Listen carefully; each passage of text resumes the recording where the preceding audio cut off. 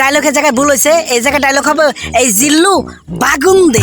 কারণ আমার যার সাথে বিয়ে হয়েছে তার বাগান ছোট, সেজন্য আমাকে নিয়ে ব্যবসা করে খাইতেছে। আমি পেট দেখাইতেছি, ওলান দেখাইতেছি, খালি নিচের ফোন দ্বারা বাদ দিয়ে সবকিছু দেখাম।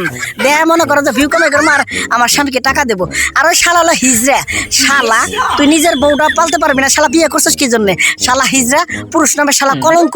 আর এই হিজড়ার কথা কি হিজড়া কয় কি ওর বউ একবার কোয়া দেয়, আমারটা মনটা করছে তুমি দেখাও, তোমার যা মন চায় দেখা শেষ করে দাও, নিজের খালি ছিদ্রটা বাদ দেবো, ওটা আমার জন্য খেলাম বাথরুমে। ব্যাপারটা ও একলাই তো আর ই করে না। আমার মনটা করে আশেপাশে সবাই মনে হয় বেডরুমে নিয়ে টাকাস টাকাস করে, তাও শালা কিচ্ছু করবে না, কারণ শালা তো হিজড়া, নিজের বউ পালতে পারবো না, মাসে একটা পালতেছে, তার প্রমাণ আমি দিতেছি। ও পাশে দাঁড়া থাকে, ওর বউ কয় কি সাকিব খানের আমি বউ হতে চাই, সাকিব খানের আমি বাচ্চা নিতে চাই, সাকিব খানের আমি বাচ্চার মা হতে চাই। মানে ওই স্টিল ওর জামাই খারা, ওই শালা হিজড়া তাও কিছু করে না। তাহলে কি বোঝা যায় না? মানে তাহলে কিন্তু সরাসরি বোঝা যায় যে ওর বউ যদি অন্য জনের বেডরুমে যা টাপাট করে, ও শালা কিছু করবো না। শালা হিজড়া শালা মানে বউয়ের কাছ থেকে যে টাকা পাবো, মাসের কাছে টাকা পাবো, বউয়ের মাসে কি করে করবো ওটা দেখার বিষয় না, কিন্তু টাকা তো পাবো। আর টাকা ও খালি টাকা চাইনি।